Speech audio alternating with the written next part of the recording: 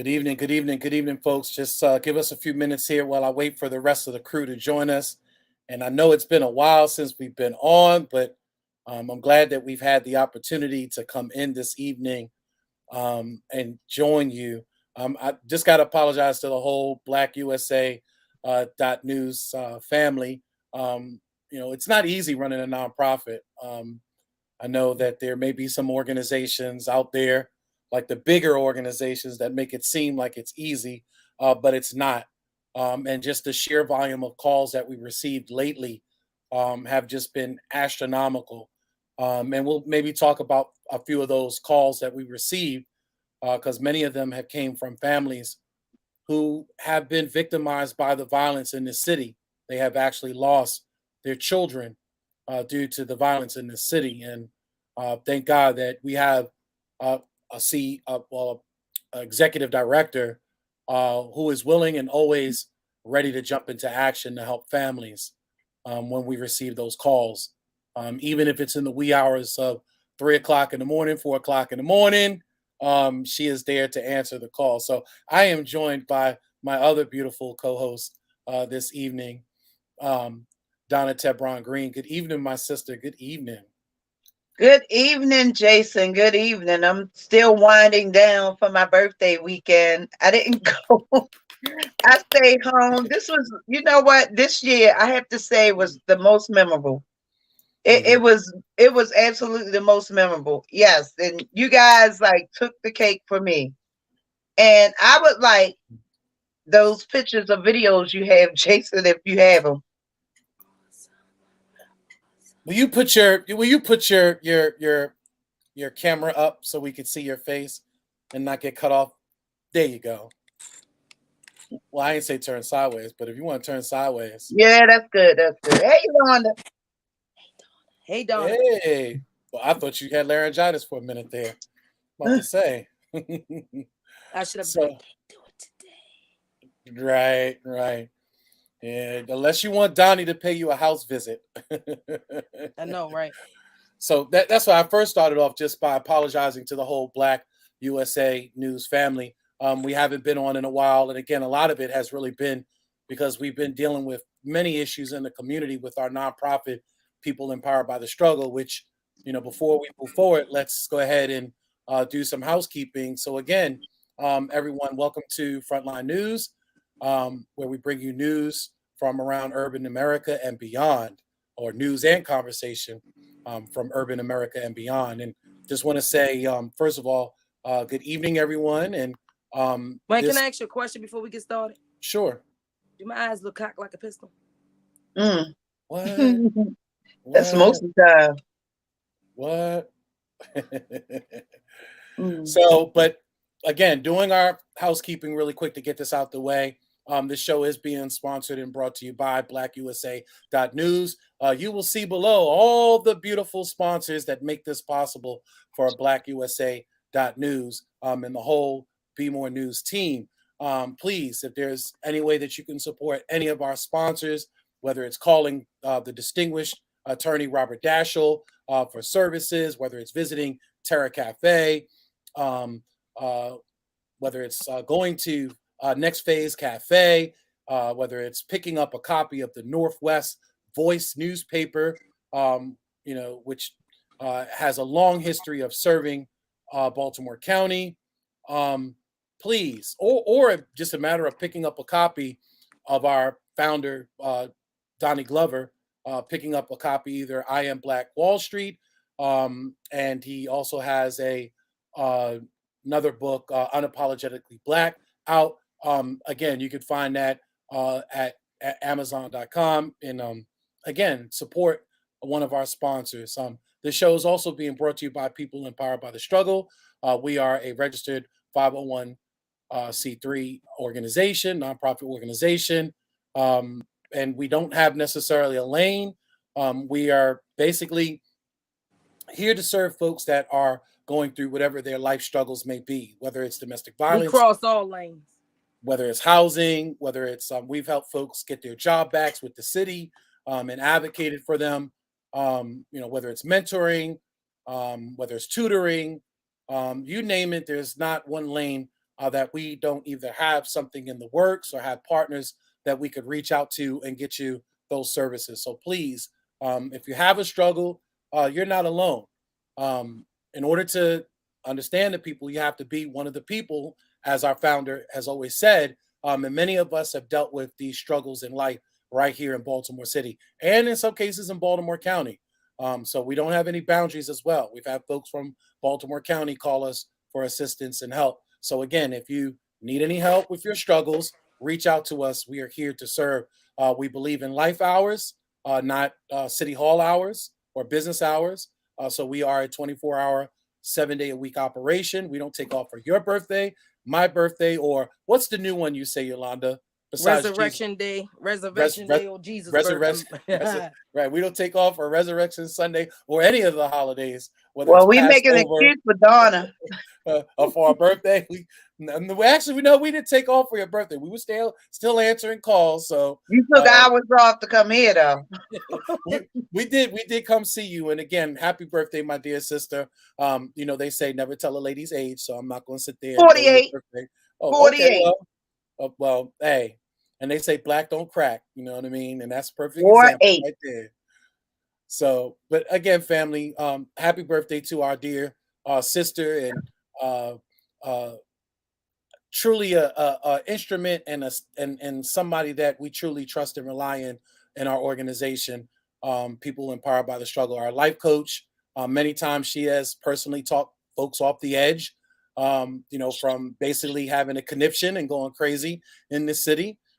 So we thank her for her expertise and just being a part of our organization. We could not do this without Donna and the rest of the teams. Like, I can't leave out the board and can't leave out all the other folks that support us and people empowered by the struggle, and our partners. Anybody out there that has ever worked with us, we just recently have helped navigate someone who had 8 children, homeless, not by her own circumstances. She was frauded where she was renting at. The house was actually under foreclosure, and she ended up out on the streets with 8 children. She didn't ask nobody for nothing. She had been taking care of herself. She didn't need anybody to help her. She was doing it on her own, but somebody frauded her in the process. And if it wasn't for one of our partners really stepping up and helping her to be able to have a safe place to be able to lay her head and take her children to, and she was living out of a car. She used her tax money to live in a hotel. She exhausted that in the process. So we got to thank our partners and everyone that's associated and involved with people empowered by the struggle. We cannot do this on our own. It takes a village, and you guys are our village. So thank you, everyone who has ever helped us and stepped up for the call, especially from our founder. So with all the housekeeping out of the way, let's get things started. So Yolanda, I told Donna, I said one of the first things I wanted to do was, one, of course, acknowledge that we lost a great one in our community in reference to Harry Belafonte. They called him the bag man for Martin Luther King. Sounds something dirty, but it's not. The bag man went around to all the celebrities and all the high profile people in Hollywood and in the Black celebrity community, and really raised money for Dr. Martin Luther King Jr. for him to be able to do his marches and to be able to travel. Of course, we know that Harry Belafonte stepped up in many occasions in reference to civil rights battles in our community. I actually posted and I said to folks that he's fought so many battles that it's time for him to rest, and he's with the ancestors resting now after waging a great battle for us. And I only hope that many of us will step up and walk in his footsteps and continue the battles that he has forged in reference to civil rights. Did we do the introduction yet? Ladies, well, you came in a little late. So, folks, please welcome our other co-host, our founder and executive director, former candidate for mayor of Baltimore City, and doing right now an exploratory campaign in reference to being the next mayor for Baltimore City. Folks, give it up for the beautiful, the illustrious, the magnificent. Illustrious sound huge. No, well, oh goodness. That just give me big luxurious, Yolanda. Right. Well, again, Yolanda Pulley. Hello. Sorry. Do you want the crowd noise? Yeah, why you can't give me the hand clap like we do on WOLB? We don't have a sound effect Because feature this is yet. not WOLB. we don't have a sound effect feature yet. I'll work on that though. Thank you. I would appreciate it. So, you know what my favorite lane is when it comes down to people empowered by the struggle? All of them. The accountability lane. I love that lane. I love the accountability lane. And just like I tell people, it's not hard for us to hold people accountable, systems accountable, nonprofits accountable, because we hold ourselves accountable first. So I love that accountability lane. So with that being said, proceed on. Oh, Jason, I wanted to do this for Donna real quick. So again, what's she doing now? Right? I don't know.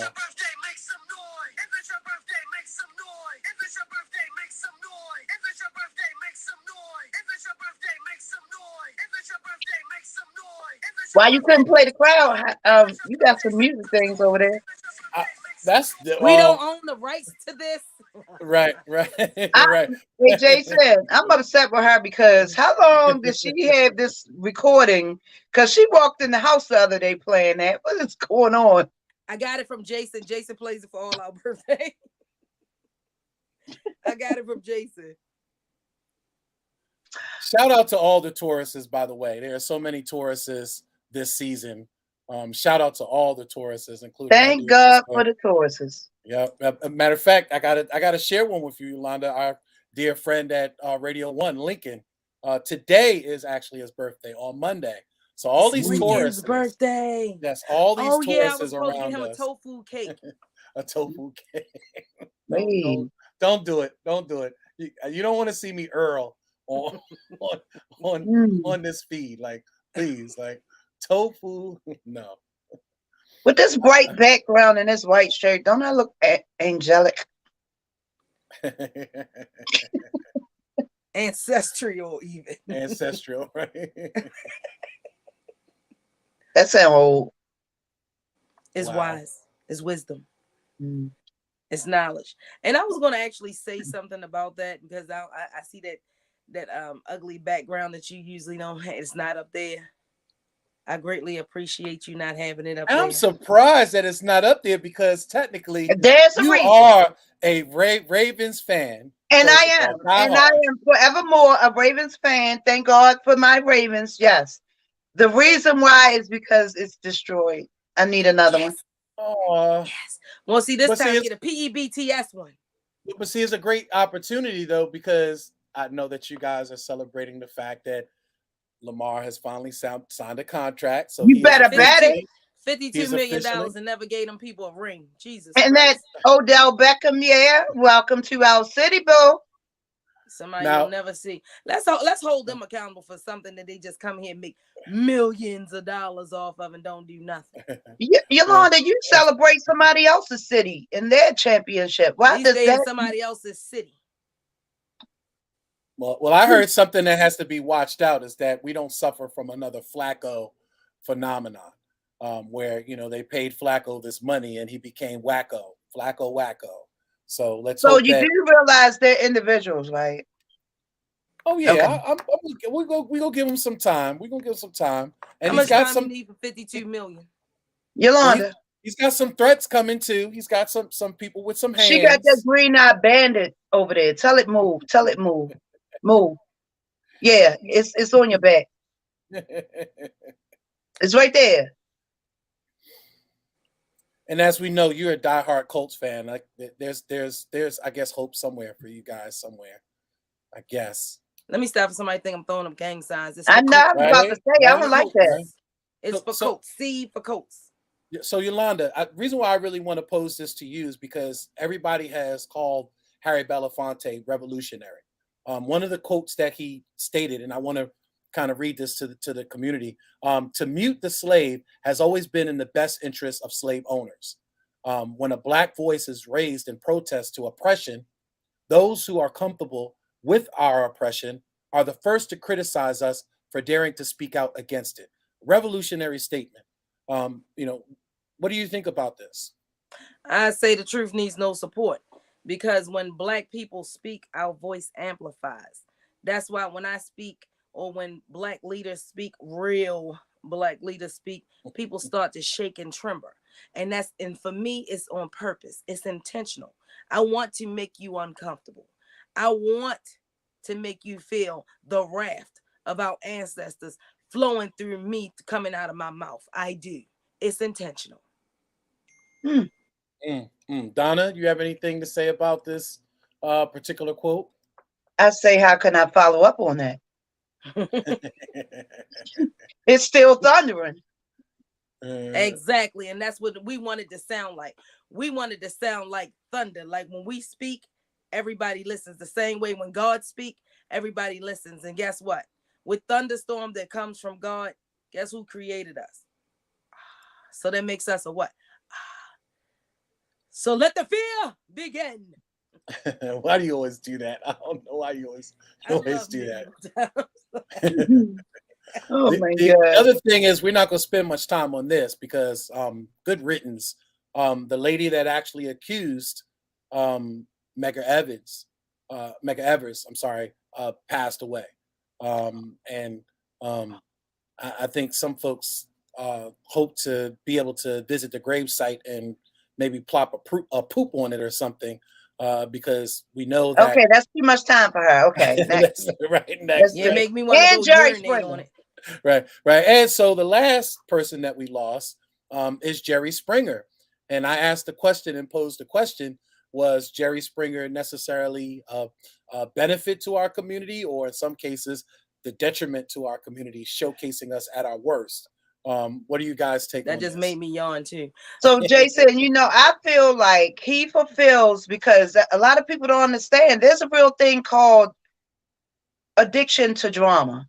And he fulfilled that need for some people, and at least he kept it on the TV. Mhm. Everybody knew it wasn't a reality. So you tuned into it or you didn't. It was your choice. Well, here's the thing. That's the question that I pose. Do you guys believe that Jerry Springer and the events that took place on there with the different folks that came on was real, or was it staged? I want to hear your take Staged. first. You know it was staged. Mostly staged. Yolanda? The look speaks for itself. Stop it. Was it real or staged?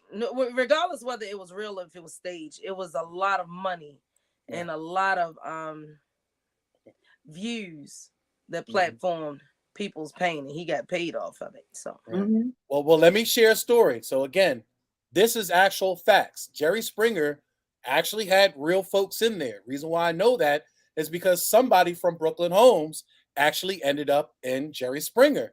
And I couldn't believe it myself. I was actually working construction out in Hagerstown. I'm in a white bar, waiting, time off from construction, after work hours. And I'm watching up at the screen in the bars, enjoying Jerry Springer and laughing at everything that's going on. And I look up and I see somebody from Brooklyn Homes. And it was, I'm not going to say the person's name. There may be some folks that know who I'm talking about that are from Brooklyn Homes, but there was actually a person on there that I knew from Brooklyn Homes. And what's interesting is that they were on an episode that basically, I have a secret to tell you that you don't know kind of episode. All right. And what it was that there was a Black young gentleman who had been with a lady in the housing projects for quite some time, many years. They had been together. People knew them as a couple. And he actually was coming out on stage to tell folks that he was not only gay, but he was in love with a white person from Curtis Bay. All right. So I'm thinking, wow, this has to be an embarrassment. I know his mother, his mother must be like really shocked right now because his mother didn't even know that he went on Jerry Springer. And I'm thinking that, his mother is like, totally devastated over what happened. So when I get back into town, of course, I see his mother and all the people from the community are kind of gathered around because by now everybody saw the episode.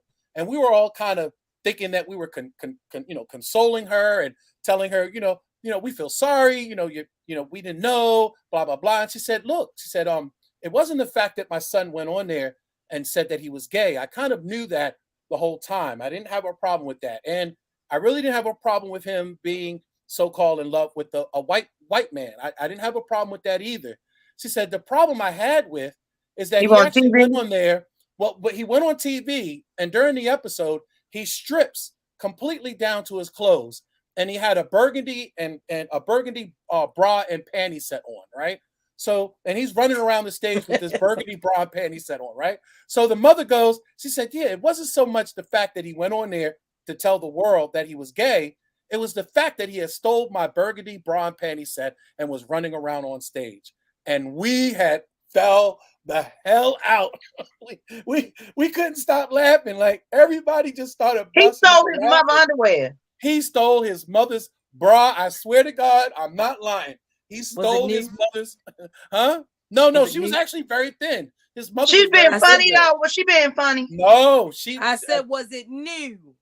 I hope it was new. I hope it wasn't used, but she didn't ever claim whether or not it was new or used. All I know is that she was more embarrassed, not at the fact that he had announced that he was gay to this girl, because he brought the girlfriend on there. The girlfriend didn't know what was going on. And Jerry even asked her, said, well, you didn't know, like, you know, did he ever pick out some shoes for you or pick out some clothes for you and have these tendencies that just kind of, you know, sit some signs off that he may have been gay? And the girl was like, no, I never knew. I never knew he was gay.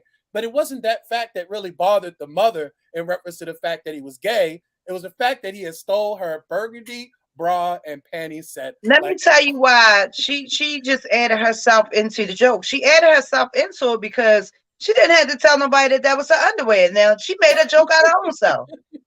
Now your son and went on Jerry Springer. Now we want to know if it's old or new or oh my. But that's not the only time. Again, I know of someone else that has been on Jerry Springer as well. They went on there to tell their girlfriend basically that to tell their boyfriend, I'm sorry, that they had been in love with someone the whole time and had been dating them and seeing them the whole time. And it was devastating. And there has been cases. There was a case where there was a young man that actually announced that he was in love with another man. I know you guys remember that. He was in love with the guy and brought the guy on Jerry Springer to tell him that he was in love with him, and then turned around and ended up murdering him afterwards. I know you remember. That wasn't Jerry Springer. Case. That was Jenny somebody. Oh, was it Jenny Jones? Jenny Jones. Jenny Jones. Okay. Oh, so not we Jenny know that we know that these shows can again be very real when it comes down. Yeah, but that's the thing. It takes. But see, they take a small amount of real stories and then they'll add entertainment in it. That was entertainment TV. Everybody knew that. So if you want to go tell a story and it was a real story, you knew not to go on Jerry Springer. Man. That was entertainment TV. Or unless you really wanted to have your 15 minutes of fame, like this. Not on Jerry Springer, because your 15 minutes of fame will be shared by somebody saying that they had sex with a goat. It takes away the seriousness. Like, come on, it was shared stage. All right, we've been on this too long. We got real stuff to deal with. So I wanted to share that because, again, true story coming out of Brooklyn Homes. You can't make this stuff up. So, but in other news, so just lately, family, we've been just getting an alarming amount of calls in reference to families losing their loved ones. We know that currently in Baltimore City, children being victimized by violent crime here in the city is at an all-time high. You know, I don't know what to say anymore with this because it just breaks my heart whenever I hear a family calling Yolanda and you having to help them to navigate to either be relocated or have to get services, trauma, grieving services, things of that nature. It just breaks my heart to hear that another mother has lost their child. I have a question though. What side of this conversation are we talking about? We talking about the real and the uncomfortable? Or are we consoling the ones that was lost? Because we all know there's a problem in that city. And we all know that everybody is not the victim of the victimless crime type of situation. There's a lot of mess that's going on in that city. Right. So unless we get uncomfortable and get comfortable with being uncomfortable and start discussing how we end the mess, then what part of the conversation we talking about today? I think Yolanda though makes a great point. She says that regardless to what any of these individuals have done, Jalen, whoever, you know, they don't deserve to be killed and slain. And I agree. I didn't say they deserved it, bro. That's not what I'm saying. That like that no. we can't take away the narrative, but this is a cycle of trauma that's going around. It's Correct. A lot of retaliation that's going around. And when we get angry, and that's the thing, that's why I said, God forbid I ever have to be put in any situation, because I never want to be put in a situation no more in my life where it stores your life against mine, because God forbid. So we come to a point in life, and that's why I withdrew myself away from situations, because I'm very reactionary. When you're in a situation where you get a phone call and somebody done hurt one of your loved ones, like you want You ready to go everybody on to attack. and help you out, and come to me and tell me. But then when you're on the opposite end of things, and you know what your family members out there doing, and you want to mind your business and free the dummy. So like, unless we're gonna have some real conversations, like, But a 12-year-old, what could a 12-year-old have possibly done that? You said, what could, I mean, are we going to discuss that? Because that 12-year-old was rumored to be doing a lot, including and they're saying, the family was saying that, I don't want to misspeak for the family, but from what I saw on the news, the family had said that a lot of older kids, he was hanging with a lot of older kids, and I get the mother's struggle, because a lot of times us as parents, sometimes when we're working and we're trying to work more than one job, sometimes we don't have the necessary people, the village around, just keeping an eye on our kids. Like, I had my kids, people in the neighborhoods, they ran to me as soon as I pulled up. Oh, aren't you so-and-so mother? Aren't you so-and-so mother? Like, my kids used to be like, how you know this? I literally felt like I had eyes in the back of my head. Right. That was back in the day. Same thing here. You did something. In some cases, not only did you get hit by the neighbor who knew you, who felt they had permission to hit you or to chastise you or to drag your butt, to the building, to the house, but then they go tell your moms or your pops. But Jason, what is the difference in then and now? The difference is, when they came to us, I wasn't that one. No, they didn't. No, my kids wouldn't. And I didn't do that. And nor did I embarrass my kids in front of them. I took them in the house and disciplined them. So it's like this thing where it's though people don't feel comfortable enough. The parents aren't invited enough for you to go to them and let them know what's going on. Oh, what, you a snitch? I'm a snitch. Like, is it like, and then if you put your hands on them, it's a problem. But if you let them know what's going on, it's a problem. And so how do we get it? Yeah. Like, what do we do about that? Well, see, the problem is that big mamas and aunties no longer sit on the porch, and they don't say nothing to your children anymore. You can't sit on the porch. No, but I'm talking about not due to gun violence. It's due to the lack of respect that's in the communities that they don't want to face or be disrespected. Right. Now, see, the problem that I have with the whole situation and a whole bunch of these situations is that it takes a lot for a Black mother to admit that she lost control of her child. And she's asking, screaming, begging, crying, demanding for help.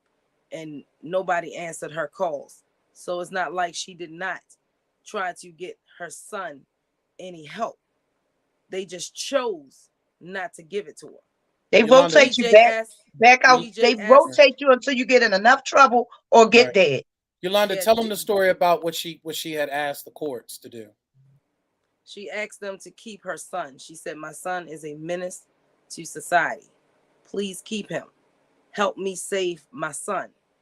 And they chose not to do it, because certain things, when we're talking about preventative measures, I would rather see my son locked up than to see my child 6 feet under.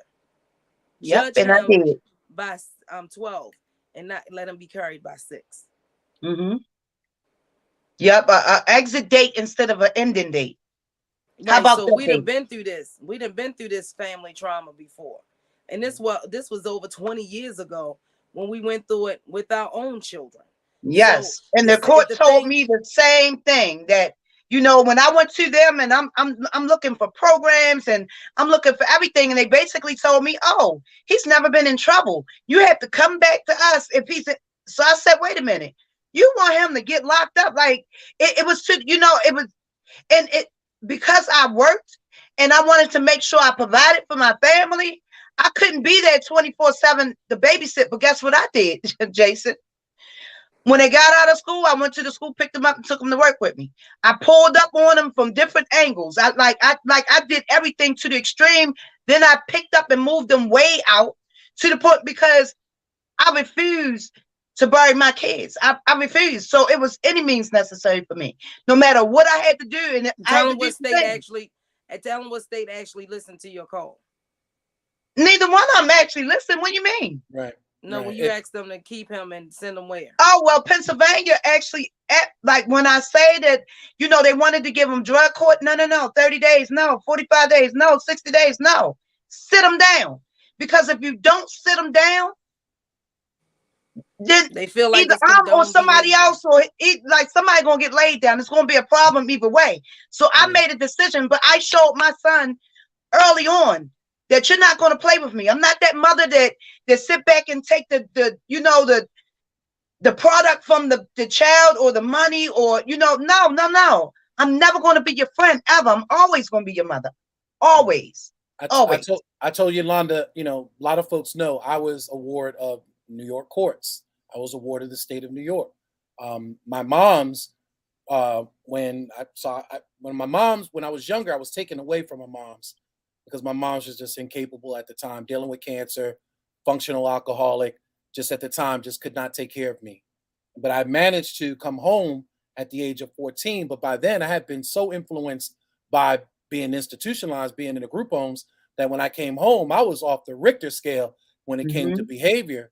Matter of fact, I even got a girl pregnant that year at the age of 14. And so my mom's went in New York State, they have what's called a PINS warrant, and it's a person in need of supervision. And they actually use that to basically take the child when the child is uncontrollable. And of course, the child becomes a ward of the court. And then you end up going to, basically a group home, foster care setting, or even in some cases, children's village, which is more of a secure facility, more of a lockup, baby booking, baby lockup. Well, in Maryland, they really don't have a PINS warrant, but they have what's called a CHINS warrant, child in need of supervision, but it doesn't have as much teeth. And I know that recently in Annapolis, this legislative session, they were working on trying to strengthen it because according to what's available in reference to the law right now, it says a child in need of supervision is a child who needs guidance, treatment, or rehabilitation, and falls under one of these categories. Must be legal to go to school, but routinely doesn't. Must legally go to school, but routinely doesn't. Regularly cannot be controlled by the parents, guardians, or custodians. Acts in a way that is dangerous to their self or to others or to the community, and has committed an offense applicable only to children, like for instance, truancy, runaway, curfew violation, alcohol violation, things of that nature. The only thing is that this particular petition has to be, it says, according to this, it says it has to be filed by the Department of Juvenile Services. The child needs informal supervision by the Department of Juvenile Services. So that means they have to be in trouble. So they have to be in trouble, and then Juvenile Services comes in and monitors. So they don't take the child away. They don't do anything like that. They'll step in and monitor, but only after it seems, after they hit the court system. Correct. In many so cases, we need another step before they get there, though. Like, because unfortunately, once they get there, and then like you said, once you hit that system, a lot of times it gets normal to you. And then it's like, especially when you're younger, like going to, like the school, the place that I sent my son to, Glen Mills. I remember boyfriends back in my day was going to Glen Mills. So it's like, when that's do like that children's cycle? village. That's like a children's village. Right. So, but it's like, at least I stopped them from adult prison, or the graveyard. Right. Well, this particular law, unfortunately, it says that basically the child is not placed in a locked up facility. It says actually a child may not be placed in a locked up facility. So you're hoping that in many cases, if the child is removed from the home, most likely, according to this, it says that the child is going to be placed into foster care or a group home setting. Well, I could tell you I'd say at least 40, 50 times I ran away from a group home. There wasn't a group home that they could keep me in. It wasn't until I really went to Children's Village, which had barbed wire fences and, locked doors, that they were able to confine me. But to think that you have a child, let's say like Jalen, who the mother identified to the courts, he would cut the box off if you send him home. You need to keep him. Well, somebody like Jalen, if you took him out of a home under a chin warrant, under a child in need of supervision, he would have went to the group home and ran away the next day and would have been out in the streets, would have immediately been out in the streets. And then the streets would have swallowed him up, because that's eventually what happened. When I ran away at 15, basically 6 months after I had not, shown up to the group home decided that they didn't want the liability. If something would happen, let's say I go out there and I murder someone or I commit a crime, well, they could be liable for it. So they petitioned the court and basically made me an emancipated minor at the age of 15. I couldn't even spell emancipated minor. I have no idea what emancipated minor was. And my mom's had to tell me over the telephone when I called to check up on her to let her know I wasn't dead yet in the streets. And she said, look, just to let you know, they made you an emancipated minor, which means basically you're on your own. You are officially considered to be a grown adult at this point. And anything that you do, you could be held accountable and liable for. And the rest was history from there, because I ran in the streets, during the time where the crack epidemic, had exploded in New York. So the streets swallowed me up, and gobbled me up in the process. But what do you do in a situation like this, like with the Jalen, or there was the 15-year-old, the 17-year-old just recently? Like, what do you do with them when they're out there? Let me tell you what you do, Jason. Like the start is and first of all, let me just put this disclaimer out there. We know there's a difference between abuse and discipline. We know that for sure. We need to return discipline back into the home to the parent, because the way everything is set up, you have parents that's intimidated by their children, and they feel like, because they could lose their livelihood. Like they can lose everything over a child. And you know how you were. I know how I was a teenager. I thought I knew it all. Couldn't nobody tell me nothing. And to be like, but we knew better. You didn't matter if our mother got high or not. Like, we ain't play with her. We did not play with her.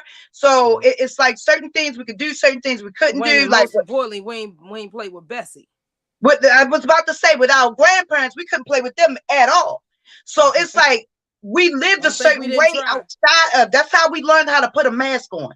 It's like, in front of them, before them, it was like, when we came home with the babies and the bellies, they knew something was going on. But other than that, we was like, with the criminal records, they knew what was going on. It was just like, oh my God, what happened? Right. It's kind of like the young lady that leaves out, in the morning, with the corduroys and the turtleneck on. But as soon as she hops around that corner, she's got a little mini skirt. Right, mini skirt and makeup on. And the blouse showing all the cleavage. And right. So exactly. And again, but how do you kind of overcome this, knowing that in some cases children are playing the boundaries? You know what I mean? They're seeing how and much that's what they're going to do, because if you got to understand, when we was coming up, we had them friends that try to play that game. I ain't even going to throw her name out there, but we knew not to play with our parents.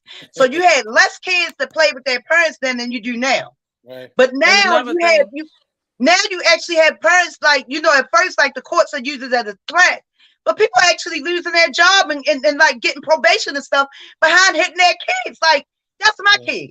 Like, I'm not going to let you discipline my kid. I'm going to discipline them myself. Right. And you better give them that spanking before that court system give them the spanking. Exactly. But, look, I tell folks, if you have to, do it. Again, if you have to, do it. Discipline your child, as long as it's not abusive. There was but see, that's why I threw that out there. It's a difference. So we will never condone you abusing your child. Be very careful with it. Right. Be very careful with it. But you correcting them, pop them on the butt, like, have you got to do to get them straight, but never let them feel like they are first of all, never be their friend. Never expect to be their friend. I don't care how old they get. Never, ever, ever. But like, put that, I'm gonna write a book. You will never be their friend, and put that in writing and seal the deal in stone, because as soon as we start playing that friend role, that's when they think that they can talk to us like their friend. They can hang around us like their friend. They can do things like, I don't want my kids to ever think that they can do the things that they do around their friend with me. Like, it's so inappropriate. Like, it don't matter. Do what you do around your friends. Unless it's some grown things. Unless we're talking about opening businesses and stuff. Other than that, your party and all of that, keep it to yourself. I say, if you have to discipline your child, be willing to also defend the fact that you disciplined your child. And what I mean is, We had an incident one time with my son, where he had a little girl in the house, a blouse. We came home early, found her with a blouse off, and we tore that ass up. The only time Mhm. he's ever gotten a beating, he'll tell you that was the only time in life he's ever gotten a beating. Well, his friends, he was also put on punishment afterwards. So his friends outside the window said, "Hey, I heard you yelling and screaming. Did you get a beating?" And he was like, "Yeah, I got a beating." It was like, "Well, you want us to call the police?" And we could hear these little, peasy-headed little children in our neighborhood, basically telling him they were getting ready to go call the police on him. And Mhm. they went and called the police. And when the Mm. police officer showed up at the door, the first thing I told him was, I said, "Follow me. He's upstairs." We went upstairs. When we went up to the bedroom, I grabbed this trash bag. He had a trash can with a trash bag in it. And I started opening up his drawers and throwing his underwear and his socks in it. And I turned around and I handed it to him. And I said, "Here." And the officer looked at me and said, what's this? I said, "The day you come in my home and tell me how to He got raise to and go with you. discipline my child, when I'm trying to make sure you don't put a bullet in his back or you don't end up arresting him because he's out there doing something that he wasn't supposed to be doing." Now he had a little girl in the house. Her top was off. We don't go for that. Homie don't play that in here. So, Mhm. but the day you come in here and tell me something different or how to discipline my child, here's his bag. You could take him out of this household. And I I think you have told to my be willing to oldest stand too. on that. I said, I dare y'all call the police. I dare you. I said, the day you call the police is the day you walk out of here, butt the ball naked. I'm not sending you out here with no clothes that I bought. You gonna walk out of here, butt the ball naked, and I meant that. I meant that. I guess they ain't want to do that shame, that walk of shame, Jason. Butt the ball naked. I'm trying to understand And this one. listen, they Butt didn't only the get one ball beating, naked. two beatings, three beatings, four beatings. Like they got beat. Oh my Right, God. right. Listen, I had to pray about some of them beatings because it is like you got to understand that it's a thin line sometimes. And when you get to the point where you get too frustrated with your kids, talk to somebody. Us as black moms or black dads, we feel like we got it, and sometimes we wear a lot of stress on our back and stuff like that. So like we don't even. And this is another thing they don't understand, and they don't teach us that the way we talk to them is also abusive. Yeah, It's like the way yeah, we like if yeah. we You don't just like your daddy. I can't stand you. all of that. It's Just like like your we're daddy. not, and With your big head. Right what with you your water big will head grow. and your What you big water will grow. Your and your bad big eyes. ASS and all of that. All that we throwing out with that Right, tongue. right. With that tongue, Yeah, we throw That it out there. And then lashing. yeah, when our kids actually act out the words that we gave them all of their life, yeah, what we upset for? yeah. So basically, what we're doing is we're creating the monsters that we don't want to see. That's what What Pac you said. water will That's grow. what Pac said.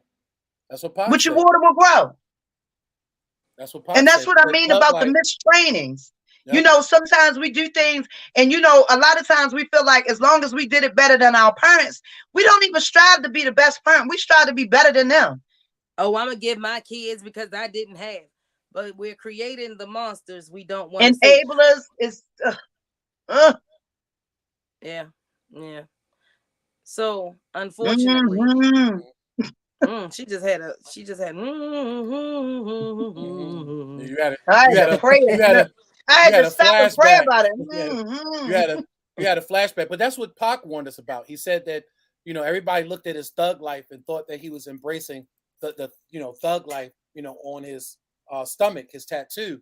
But he said actually it meant the hate you give little infants F's everybody. And I'm going to clean Mhm. that up. F's everybody. And he's right. Because when you project that hate and put that, instill that into the children, they end up going out there and being thugs. They end up getting into that thug life.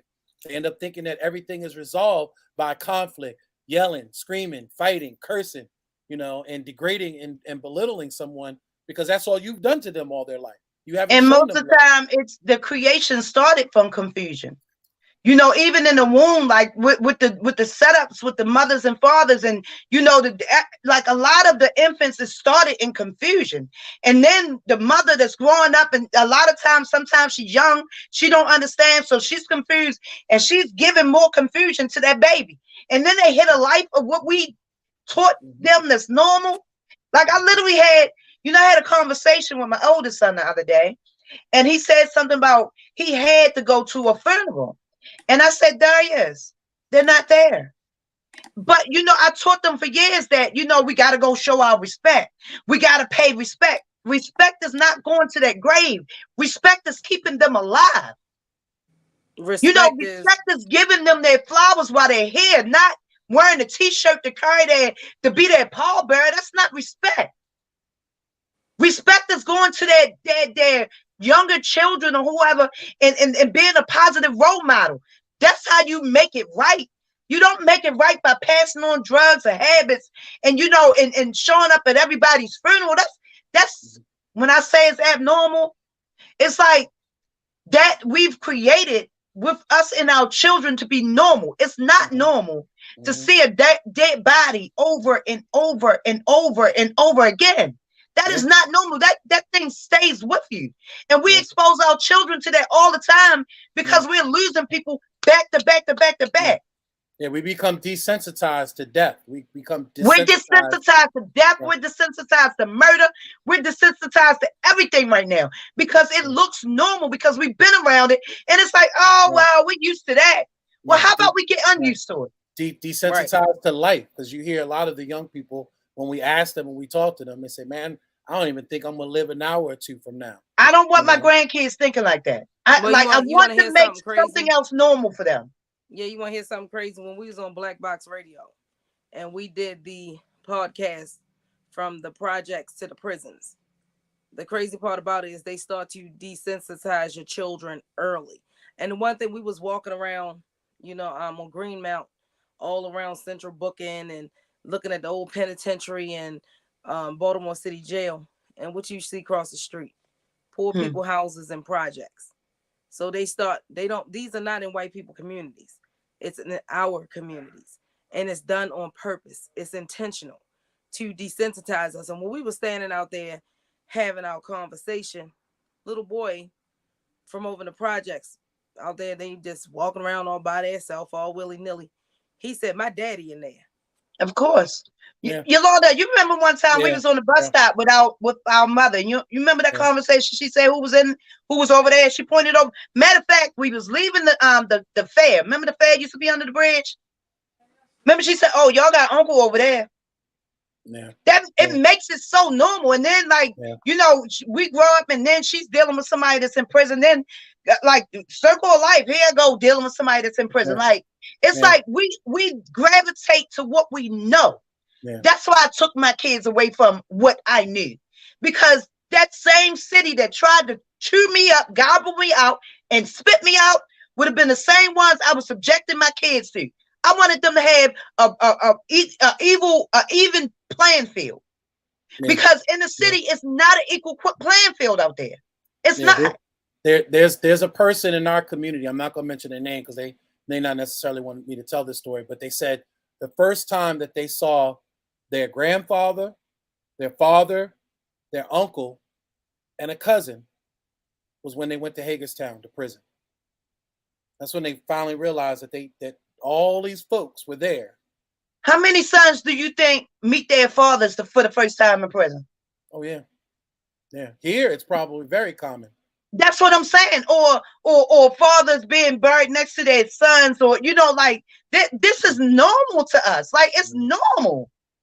How is that normal? Like, why are we not screaming off the mountaintops to say, this like just the fact that how many of us have buried a boyfriend or girlfriend at a very young age?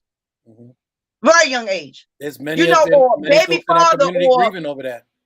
Or bury both of your parents at a very young age, being raised by your grandmother that's raising more cousins, because more, they done buried 2 and 3 of their children. Like, this has become normal to us. How? I don't think that there's not folks that are not screaming from the mountaintops in reference to it, but there's a terminology that me and Yolanda have learned recently. It's a psychological term, medical term, learned hopelessness. I think that a lot of us become conditioned. As a matter of fact, we even learned a word earlier today. What was that word that we learned earlier today, Yolanda? Fatalism? Fatalistic? Oh, no, sure. Word? Wasn't that fatalistic? Fatalism? Yep. Wasn't that a word? So you have learned hopelessness, and then you have a terminology which is fatalism, which is also a terminology as well. Fatalism means that you believe that this is your life, or this is the outcome, this is what it is, that there's no other destiny There's no other way. It is what it is. And it's that fatalism, that fatalistic attitude that And many of us, defeatist.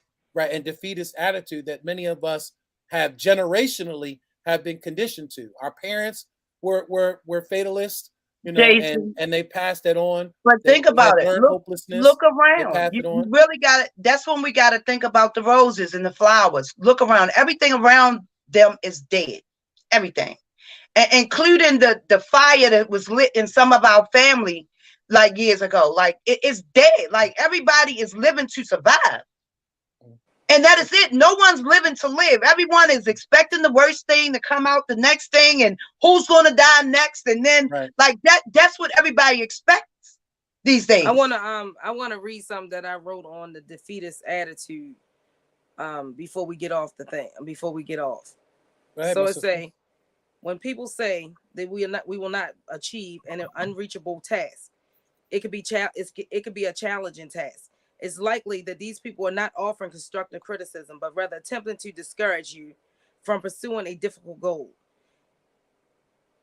Yeah, it is important to remember that achieving challenging goals often involve taking risks, preserving one's anger, even the face, even in the face of a discouraging message. While it is true that not all goals are achievable, it's important to evaluate carefully whether the task is truly impossible or simply difficult. Often, the difference between success and failure in reaching a challenging goal depends on the effort, resources, and the time you put in.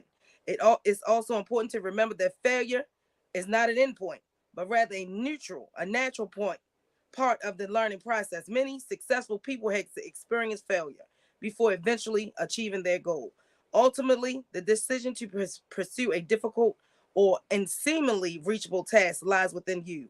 While it can be helpful to listen to the feedback of others, it is important to stay true to your own priorities and values. If you believe that the goal is worth pursuing, don't let the opinions of others discourage you. Instead, use their criticism as motivation to work even harder towards achieving your goal. In this commentary, we emphasize some people may believe in a certain task that is impossible, but it's more important to remember that you are your biggest and greatest critic. Mm. That's Amen. yeah. That's truly a profound statement. But um, again, in so many ways, it really explains our community. And again, that learned hopelessness. Um, we have to break these cycles. It's important that we break these cycles. I keep bringing up Tupac's name, but I think of Afeni Shakur, and how she really didn't have much to raise her child, but what she did was she empowered him. She instilled knowledge. She gave him wisdom. She gave him the tools that he needed to be able to defend against this world, this dog eat world, this white supremacist world. And I think that Tupac exemplified that. Everybody wants to question whether or not his rap was all a game, because he embraced that thug life. But I think he was saying a message in reference to embracing that, and showing us a message in relations to that thug life. And again, many times when you would listen to Pac speak, he was in a whole different stratosphere. He was at a whole different level. That was a mother taking what she had, knowing that knowledge will empower our children, knowing that wisdom will empower our children. And she made sure that he was empowered for his future, whatever his future may have lied, may have been. I think that we have to take those examples and understand that we must empower our children. We must educate our children, not his story, but tell our story. Tell our history, and it's important to do that, to empower the next generation, because we're going to need the next generation. Like George Benson and Whitney Houston say, the children are our future. Teach them well and let them lead the way. But That's if we my don't fifth teach grade them, graduation song. and if we don't teach them, again, I they're not going to lead believe the us. children There are she our goes. Oh, future. Lord. I don't own the rights to this. Teach them them well. well. Let Let them them lead lead the the way. way. Okay, y'all. Show Okay. them all the Okay. Okay. beauty that Okay, possesses Yolanda. Wait. We gotta put that, Okay, Yolanda. Whitney. We're gonna make some money in Whitney. that concert. Hold on. Whitney. That's on the Whitney. next. That's All on right. the next Yeah, but show. We're gonna this part is right here is important. Give them a sense of pride to to make it make it easier. easier. Let the children learn. Okay, Good that's enough. Lord. Good That's on the Lord. paid. That's on the paid show. All right. Well, if you like to pay Yolanda to come out and sing at your concert or venue, you know, you I can am donate. available for birthdays, holidays, your birthday, my birthday, Jesus' birthday. I even do bar mitzvahs, cookouts. But hold on, we gotta let you know if the phone Don't do ring and she's funerals. on the Don't do stage, she's funerals. gonna answer Oh, it. she gonna run. She gonna run to help the community. So be prepared that it may be a very She's short-lived gonna be like, concert. let the children. Hello. Right. Hold on, y'all. Hold on. Right. You need housing? I got you. We got to answer trauma. That's our job. Hey, and you answered well, my sister. You answered well. Thank you. As we wrap up, again, folks, we are a 501c3 nonprofit organization. We don't get money from anyone. We don't. We do this strictly out of our pocket. We are applying for grants and trying to get opportunities to help fund our organization. But we truly could use help from the people, from the community. Again, we've helped many families navigate through their struggles. If you'd like to donate, you can donate to our Cash App. It is $PEBTS 2020. Again, please, anything will do. We'll take $1 because a lot of times $1 go in the tank just for us to be able to get out to a family, to be able to take them, to where they need to go to get the resources. So we appreciate all donations and contributions. And again, we don't get funding from the city. We do this strictly through the grace and miracle of the Lord Jesus Christ. So I don't know how we do it sometimes, but it gets done. So, but wrapping up, ladies, you have any last words or final words? Just stay safe, guys. Stay look around. Remember the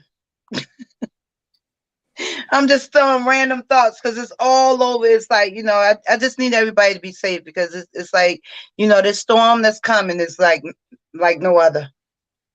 It's a storm brewing, bro. It's a storm brewing. And we just all need to be safe and careful and think and be smart about our decisions. Panithia said her birthday is this month. Happy birthday. Oh, well, just let us know when your birthday is. My final words are, let's try to defeat the defeatist attitude. Let's give hope to the hopeless, the dreams to the dreamless, and love to the loveless. That's our job. Always be the person that you want to see, not the monster you created. And y'all know my saying, go out there and do something special for someone other than yourself. Live each day with purpose and with reason. And until next week, family, join us at the same blackusa.news time, 6:00. We will try to be here and not a recording or chat. Thank you for chat for covering for us. Many times he's covered for us. We love you. We love you for helping us. And family, until next week. He is our frontline husband, Donna. Our That's right. frontline news husband. I agree. We love y'all, not family. yours, Jason. Good night. Hey, maybe in another lifetime.